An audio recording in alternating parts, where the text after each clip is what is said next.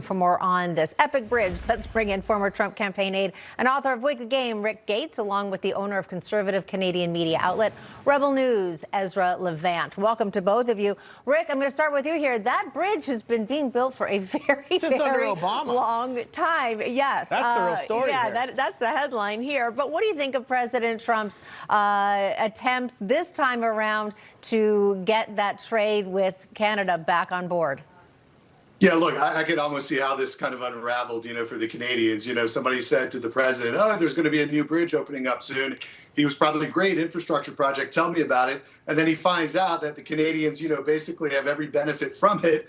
And he threw a fit, which he should. I mean, this is somebody that knows how to negotiate deals. And without question, he thinks this is a very bad deal. As the president, he's representing the American people. He wants our country to get the best deal possible. And there's no sense of how this deal, I'd love to go back and see how it was structured under the Obama administration, because it's like, hey, build this and we'll give you everything. Don't worry about it. You don't have to pay us anything for it. So this is kind of crazy. And the idea that almost a quarter to a third of trade between our two countries goes through that one portal between Ontario and Windsor tells you how lucrative of a route that is. So I think the president is going to stay on top of this. He's going to make sure the American people get a fair deal from this construction. Ezra, your thoughts?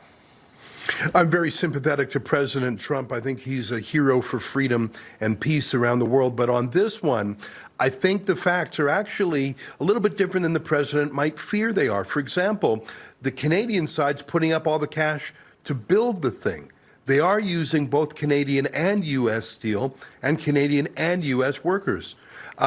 Once the tolls pay off the amount of money spent on building the bridge, the U.S. and Canadian sides will share the revenue. So it's a pretty great deal. All the risk is on the Canadian side.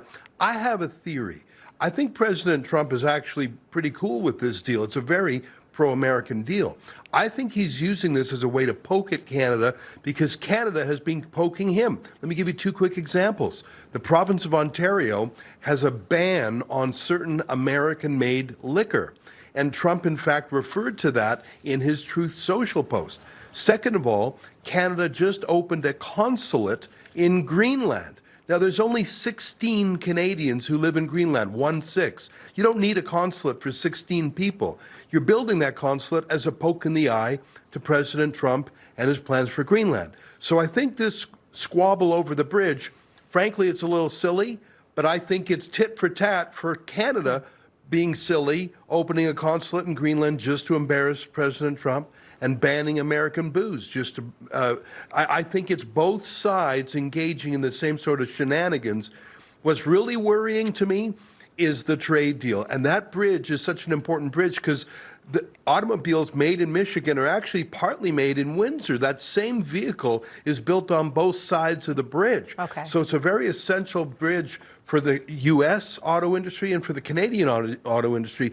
That's the real game here.